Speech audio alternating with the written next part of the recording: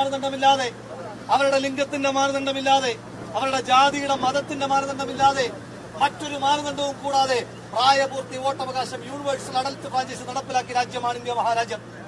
America എത്ര കാലം കഴിയുമ്പോഴാണ് സ്ത്രീകൾക്ക് വോട്ടവകാശം ഉണ്ടാകുന്നത്? ഇപ്പോഴും ഭിന്നലിംഗക്കാർക്ക് വോട്ടവകാശമില്ലാത്ത എത്ര രാജ്യങ്ങൾ നമുക്ക് ചുറ്റുവട്ടത്തുമുണ്ട്. ഇപ്പോഴും രാജ്യത്തിന്റെ തലവനെ ജനങ്ങൾക്ക് തെരഞ്ഞെടുക്കുവാൻ കഴിയാത്ത എത്ര രാജ്യങ്ങൾ നമ്മുടെ അയൽപക്കത്തായിട്ടുണ്ട്. അവിടെയാണ് ഈ രാജ്യത്തെ മുഴുവൻ പൗരന്മാർക്കും രാജ്യത്തിന്റെ തലവനെ തിരഞ്ഞെടുക്കുവാൻ അവസരം കിട്ടിയത്. എന്നാൽ ഒടുവിൽ വരുന്ന വാർത്തകൾ പറയുന്നത് എന്താണ്? ഈ രാജ്യത്തെ നേരിട്ട് തെരഞ്ഞെടുക്കപ്പെടുന്ന പദവികളിൽ ഒന്നാമത്തെ പദവിയായ ഇന്ത്യയുടെ പ്രധാനമന്ത്രി പദവിയിൽ ഇരിക്കുന്ന ശ്രീ നരേന്ദ്രമോദി, അദ്ദേഹത്തിന്റെ വിജയം പോലും ആധികാരികമായിരുന്നില്ല, അത് കള്ളത്തരത്തിലൂടെ വ്യാജ വോട്ടുകളിലൂടെ നേടിയ വിജയമായിരുന്നു എന്ന് തെളിയിക്കപ്പെടുന്ന വാർത്തകൾ പുറത്തേക്ക് വരികയാണ്. നമുക്കറിയുന്ന ഉദാഹരണമുണ്ടല്ലോ. ശ്രീ നരേന്ദ്രമോദി ആദ്യത്തെ റൗണ്ടുകളൊക്കെ എണ്ണിത്തീരുമ്പോ UPയുടെ PCC പ്രസിഡന്റിനെതിരായിട്ടുള്ള മത്സരത്തിൽ 6000 വോട്ടിന് പിന്നിൽ നരേന്ദ്രമോദി എന്ന വാർത്ത എനിക്ക് മുന്നിൽ നിൽക്കുന്ന മുഴുവൻ മാധ്യമങ്ങളിലും പ്രധാനപ്പെട്ട വാർത്തയായി വന്ന വസ്തുതയാണ്. പിന്നീട് 1.5 മണിക്കൂർ വിവരവുമില്ല. പിന്നീട് നമ്മൾ കാണുന്നത് വാരണാസിയിൽ നിന്ന് നരേന്ദ്രമോദി വിജയിക്കുന്നു എന്നുള്ള വാർത്തയാണ്. അപ്പോൾ നരേന്ദ്രമോദിയുടെ വിജയം പോലും ആധികാരികമല്ല. ശ്രീ രാഹുൽ ഗാന്ധി അദ്ദേഹം പുറത്തുവിട്ട വാർത്ത എന്താ? നമ്മളോടൊക്കെ ഇപ്പോ പഞ്ചായത്ത് തെരഞ്ഞെടുപ്പുമായിട്ട് ബന്ധപ്പെട്ട് വോട്ടർ പട്ടികയിൽ പേര് ചേർത്ത ആളുകളാണ് നമ്മൾ ഓരോരുത്തരും. നമ്മളോട് നമ്മുടെ പേര് ചോദിക്കുമ്പോൾ നമ്മൾ അഭിമാനത്തോടു കൂടി നമ്മുടെ പേര് എഴുതി. അച്ഛന്റെ പേര് ചോദിക്കുമ്പോൾ അതിനേക്കാൾ അഭിമാനത്തോടെ അച്ഛന്റെ പേരെഴുതി. അമ്മയുടെ പേര് ചോദിക്കുമ്പോൾ അതിനും അഭിമാനത്തോടെ നമ്മൾ അമ്മയുടെ പേരെഴുതി. എന്നാൽ നരേന്ദ്രമോദിയെ ജയിപ്പിച്ച, സുരേഷ് ഗോപിയെ ജയിപ്പിച്ച BJPക്കാർക്ക് അച്ഛന്റെ കോളമെടുക്കുമ്പോ PQRST എന്നാണ് പേര്. അമ്മയുടെ പേരെഴുതാൻ പറയുമ്പോൾ കാച്ചാട്ടാത്താപ്പ എന്നാണ് എഴുതുന്നത്. അങ്ങനെ PQRST അച്ഛന്, കാച്ചാട്ടാത്താപ്പ അമ്മയിലുണ്ടായ കുറെ അക്ഷരലിപികളായ കുഞ്ഞുങ്ങളാണ് BJPയുടെ നരേന്ദ്രമോദിയെ തൊട്ട് സുരേഷ് ഗോപി അവരെ വിജയിപ്പിച്ചത് എന്നുള്ള ഏറ്റവും ഭീതിജനകമായ വാർത്ത പുറത്തേക്ക് വരികയാണ്. BJPക്കാർക്കിടയിൽ ആ കള്ളന്മാരുടെ കൂട്ടത്തിൽ ഏറ്റവും സത്യസന്ധനായ കള്ളൻ ശ്രീ സുരേഷ് ഗോപിയാണ്. അദ്ദേഹം പലകുറി കേരളത്തോട് പറഞ്ഞതാണ്, ഈ തൃശ്ശൂർ ഞാനിങ്ങ് എടുക്കുകയാ എന്ന്.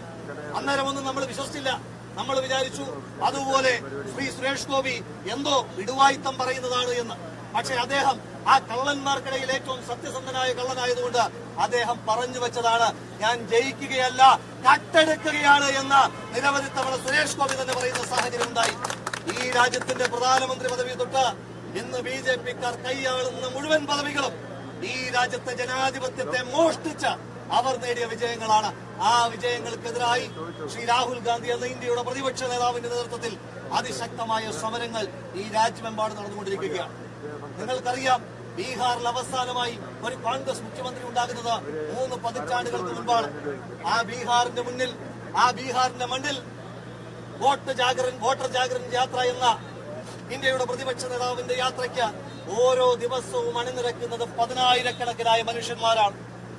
ഇന്ത്യൻ നാഷണൽ കോൺഗ്രസിന്റെ രാഷ്ട്രീയമായി വേരോട്ടമില്ലാത്ത പ്രദേശങ്ങളിൽ പോലും ശ്രീ രാഹുൽ ഗാന്ധി എന്ന ഇന്ത്യയുടെ പ്രതിപക്ഷ നേതാവിനെ കേൾക്കുവാൻ, ഈ രാജ്യത്തിന്റെ തകർന്നു പോകുന്ന ജനാധിപത്യ വ്യവസ്ഥയെ തിരികെ പിടിക്കുവാൻ ഈ രാജ്യത്തെ ജനങ്ങൾ ബീഹാറിന്റെ രൂപത്തിൽ ഒഴുകിയെത്തുന്ന കാഴ്ച നമ്മൾ കണ്ടുകൊണ്ടിരിക്കുകയാണ്. ഈ സമരങ്ങൾക്ക് സന്ധിയില്ല.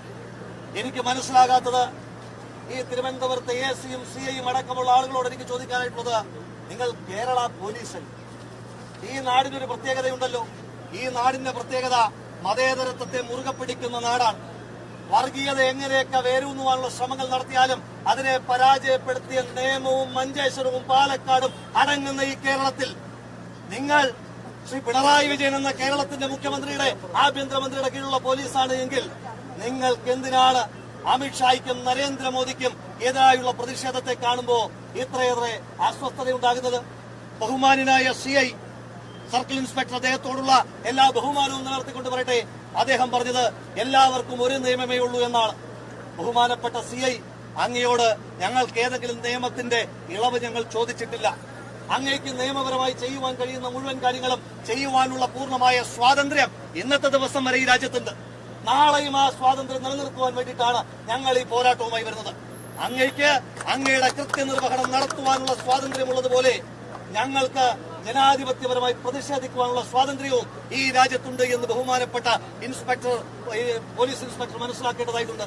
അതുകൊണ്ട് ഞങ്ങൾ നിങ്ങളോട് ഔദാര്യം ചോദിച്ചു വന്നവരല്ല, ഞങ്ങൾ നിങ്ങളോട് ആനുകൂല്യം ചോദിച്ചിട്ടുമില്ല. ഒരു കാലത്തും ഇന്ത്യൻ യൂത്ത് കോൺഗ്രസ് കേരളത്തിലെ പോലീസിന്റെ, അത് ഭരിക്കുന്ന ഏത് പാർട്ടിയായാലും ശരി തന്നെ, കേരളത്തിലെ പോലീസിനോട് അനുകമ്പയോ ആനുകൂല്യമോ ഔദാര്യമോ ചോദിച്ചിട്ട് പ്രവർത്തിക്കുന്ന സംഘടനയല്ല. അതുകൊണ്ട് നിങ്ങളുടെ അത്തരത്തിലുള്ള ഒരു ഔദാര്യവും ഞങ്ങൾക്ക് വേണ്ട. ഞങ്ങൾ നിയമത്തിന്റെ പരിരക്ഷ ഉപയോഗിച്ചുകൊണ്ട് ജനാധിപത്യപരമായി പ്രതിഷേധിക്കുമ്പോൾ നിങ്ങൾക്ക് അതേ നിയമത്തെ ഉപയോഗിച്ചുകൊണ്ട് ആ പ്രതിഷേധങ്ങൾക്കെതിരായി നിയമപരമായി ചെയ്യുവാൻ കഴിയുന്ന കാര്യങ്ങൾ ചെയ്യാം. ആ നിയമപരമായി ചെയ്യുന്ന കാര്യങ്ങൾക്കപ്പുറം കായികമായി നരേന്ദ്രമോദിക്കും അമിത്ഷായ്ക്കും വേണ്ടി ജോലിയെടുക്കാൻ തീരുമാനിച്ചാൽ ഈ നാട്, ഞങ്ങളല്ല, ഈ നാട് നിങ്ങളെ പ്രതിരോധിക്കുമെന്നുള്ള കാര്യത്തിൽ ഒരു തർക്കവും വേണ്ട. അതുകൊണ്ട് ഞങ്ങൾക്ക് നിയമത്തിന്റെ ആനുകൂല്യം വേണ്ട. നിങ്ങൾക്കും സ്വതന്ത്രമായി ജോലി ചെയ്യുവാൻ, ഈ എന്റെ മുന്നിൽ നിൽക്കുന്ന മാധ്യമപ്രവർത്തകർക്ക് നിഷ്പക്ഷമായി സ്വതന്ത്രമായി മാധ്യമപ്രവർത്തനം നടത്തുവാൻ, ഞങ്ങൾക്ക് സ്വതന്ത്രമായി രാഷ്ട്രീയ പ്രവർത്തനം നടത്തുവാൻ വേണ്ടിയിട്ടുള്ള ഈ വലിയ ധർമ്മ പോരാട്ടം, അത് അങ്ങയുടെ ഷീൽഡിൽ തടയപ്പെടുന്ന ഒന്നാണ് എന്ന തെറ്റിദ്ധാരണ അങ്ങയ്ക്കുണ്ട് എങ്കിൽ, ആ ഷീൽഡ് കാണുമ്പോൾ ഞങ്ങൾ ഒന്ന് പ്രതിരോധിക്കപ്പെടുന്നുണ്ട് എങ്കിൽ അത് അങ്ങയുടെ ഷീൽഡിന്റെ കരുത്തുകൊണ്ടാണ് എന്ന് അങ്ങ് തെറ്റിദ്ധരിക്കരുത്. ഈ രാജ്യത്തെ നിയമ സംവിധാനങ്ങളോട്, ഈ രാജ്യത്തെ ഭരണഘടനയോടുള്ള ഞങ്ങളുടെ കൂറുകൊണ്ടാണ്, അതിനപ്പുറം അങ്ങയുടെ മസിൽ പവർ കൊണ്ടാണ് സമരങ്ങളെ തടുത്തു നിർത്തുന്നതെന്നുള്ള തെറ്റിദ്ധാരണ അങ്ങേക്കുണ്ടെങ്കിൽ ഈ കേരളത്തിന്റെ മണ്ണിൽ, അത് യൂത്ത് കോൺഗ്രസ് എന്ന് പറയുന്നില്ല, ഒരു യുവജന സമരവും ഒരു വിദ്യാർത്ഥി സമരവും അങ്ങനെ ഏതെങ്കിലും പോലീസ് ഉദ്യോഗസ്ഥന്മാരുടെ ഉരുക്കുമുഷ്ടിക്ക് മുന്നിൽ പ്രതിരോധിക്കപ്പെട്ടിട്ടില്ല എന്നുള്ള ചരിത്രം അങ്ങയെ കൂടി ഓർമ്മപ്പെടുത്തിക്കൊണ്ട്, നാളെ അങ്ങ് ചെയ്യുന്ന വോട്ട്, അങ്ങ് ആർക്കാണോ വോട്ട് ചെയ്തത് ആ ആൾക്ക് തന്നെ ലഭിക്കുവാൻ, ആ ആൾ തന്നെ അങ്ങയുടെ പ്രതിനിധിയാകുവാൻ വേണ്ടി നടത്തുന്ന ഈ ധർമ്മ പോരാട്ടത്തിന് അങ്ങയുടെ കൂടി പിന്തുണ ഉണ്ടാകേണ്ടതാണ്. അതിനപ്പുറം RSSന്റെ BJPയുടെ അജണ്ടയാണ് നിങ്ങൾ നടത്തുവാൻ ഉദ്ദേശിക്കുന്നതെങ്കിൽ അതിനെ രാഷ്ട്രീയമായി തന്നെ ഞങ്ങൾക്ക് കൈകാര്യം ചെയ്യാൻ നല്ല വൃത്തിയായി അറിയാമെന്ന് മാത്രം സൂചിപ്പിച്ചുകൊണ്ട്, ഈ സമരം ഇതൊരു സമരമല്ല, സമര പരമ്പരയാണ്.